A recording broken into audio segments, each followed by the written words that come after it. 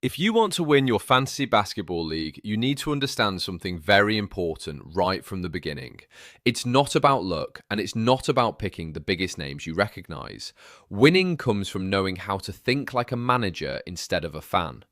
Most people enter fantasy basketball excited. They draft their favorite stars, they follow highlights, they make emotional decisions.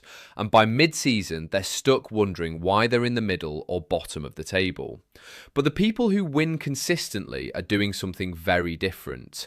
They are playing a long game, and every move they make is calculated. It all starts before the season even begins, during your draft. This is where most leagues are actually won or lost. You don't win your league in the playoffs, you win it here. The key is balance. A lot of players make the mistake of stacking one type of player, like going all in on scorers or all in on big names, without thinking about categories or depth. You need to understand the format of your league first. If it's a points league, you're chasing consistent production across all categories. If it's category based, you're trying to build a balanced team that can win at least 5 out of 9 categories every week. That difference changes everything about how you draft. When you're drafting, don't just think about the first month of the season, think about the entire year.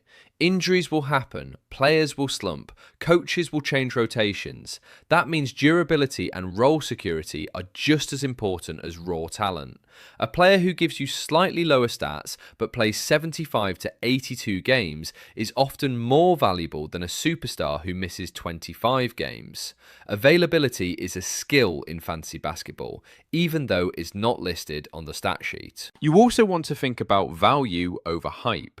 Every season, there are players who explode early and dominate headlines, and others who are consistently productive but ignored.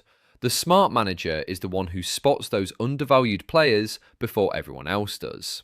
That's where research matters. You need to understand usage rate, minutes per game, and how a player fits into their team system. A player getting 35 minutes a night with a stable role will almost always outperform a flashy name stuck in a crowded rotation. Once the draft is over, the real work begins. This is where most people either stay average or start climbing. The waiver wire is your secret weapon. Think of it like a free marketplace where people constantly drop valuable assets without realizing it. Every week, new opportunities appear because of injuries, trades, or lineup changes. The managers who win championships are not the ones who drafted perfectly, but the ones who react fastest and smartest during the season. Pay attention to minutes more than names.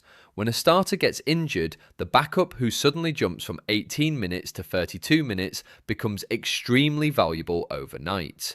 Many players ignore this because they're waiting for proven stars to show up, but fantasy basketball rewards timing more than reputation.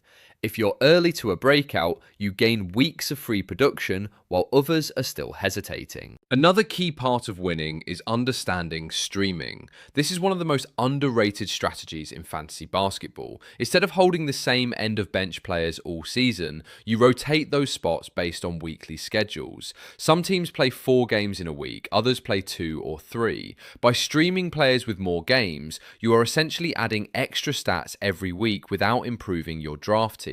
Over time, that adds up and can easily swing categories or points in your favor. But streaming is not just about quantity of games, it's also about matchups. Some teams have weak defenses against certain positions. A guard facing teams that struggle against perimeter scoring is more valuable that week than a similar player facing elite defensive teams. Thinking 1 week ahead instead of just reacting daily is what separates casual players from serious competitors. Another major mistake people make is ignoring trades. Many fantasy managers either overtrade or never trade at all. Both are wrong. Trading is about improving your team structure, not just swapping players for the sake of excitement. Sometimes you need to give up a big name to fix your weaknesses. For example, if you're dominating points and rebounds but losing every week in assists and steals, holding on to another scoring heavy star does nothing for you. You need balance to win matchups consistently. You also have to pay attention to your league mates. Fantasy basketball is not just about players, it's about people. Some managers panic when their star has a bad week. Others overvalue recent performances. Some are always looking for big names regardless of fit. If you understand how your opponents think, you can trade and negotiate in a way that benefits you more than them. Injuries are another part of the game you cannot ignore. They are not setbacks, they are opportunities. When a star goes down, the entire value structure of that team changes. Someone will step up, and if you are paying attention, you can grab that player before anyone else. The key is staying active on news updates and reacting quickly. A delay of even 1 or 2 days can mean losing a valuable pickup to another manager. Consistency in decision making matters more than perfect decisions. You will make mistakes during the season. Everyone does. The difference is whether you recover quickly. Dropping a player too early or starting the wrong line at once is not what loses leagues. What loses leagues is repeating bad habits or refusing to adapt when the situation changes. Fantasy basketball rewards flexibility. As the season moves closer to the playoffs, strategy changes again. Early in the season, you're building. Mid-season, you're adjusting. Late season, you're targeting specific matchups. At this point, every decision becomes more important because the margin for error is smaller. You want players who are reliable and have stable minutes. You also want to think about playoff schedules. Some teams have more games during fantasy playoffs, and that can give you a huge advantage if you plan ahead. Another advanced strategy is punting categories. This means intentionally ignoring 1 or 2 categories to dominate the rest. Instead of trying to be average in everything, you build a team that is elite in specific areas.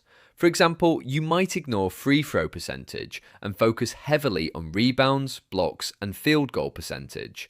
This gives you a clearer direction during drafts and waivers, and it makes decision making easier throughout the season. Mental discipline is also important. You cannot panic after one bad week. Fantasy basketball is long and unpredictable. A player can look terrible for a few games and then bounce back instantly. If you react emotionally, you will constantly make moves that hurt your team in the long run. Patience is a weapon. At the same time, you cannot be too patient. There is a balance between trusting your players and knowing when to move on. If a player consistently loses minutes or becomes irrelevant in their rotation, holding on to them out of hope will only slow your progress. The best managers know when to detach emotionally. If you combine all of this together, drafting with structure, staying active on waivers, using streaming strategically, making smart trades, paying attention to injuries, and staying mentally disciplined, you will already be ahead of most players in your league. Fantasy basketball is not about having the best individual players. It's about building the smartest system over time. And if you stay consistent with these principles, week after week, move after move, you stop relying on luck entirely. You start controlling outcomes. That is what separates champions from everyone else in fantasy basketball.